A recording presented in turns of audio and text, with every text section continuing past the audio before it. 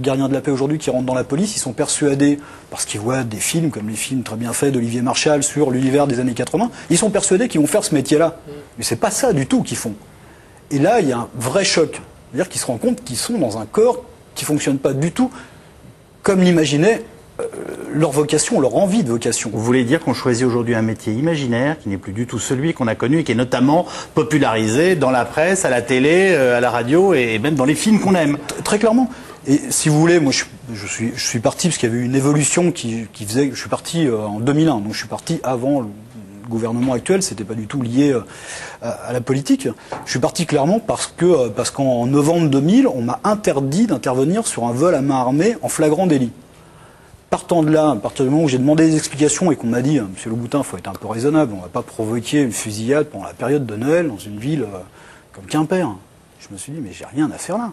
Ça veut dire que des gens impunément peuvent tenir en otage des gens dans une bijouterie, avoir des fonctionnaires de police qui sont en position de pouvoir intervenir et qu'on leur dit non, non, vous sortez pas et surtout, vous, l'opérateur radio, vous gardez la grille fermée pour pas que le barjot qui a des services comme ça sorte et aille nous provoquer un flingage. Mais il y a un moment, la prise de risque fait partie du métier. C'est un risque consenti. Ce sont quand même des métiers où on est susceptible de pouvoir prendre ce genre de décision. Moi, je les avais prises avant, sauf qu'après, vous devenez un problème pour l'administration et surtout pour la nouvelle administration.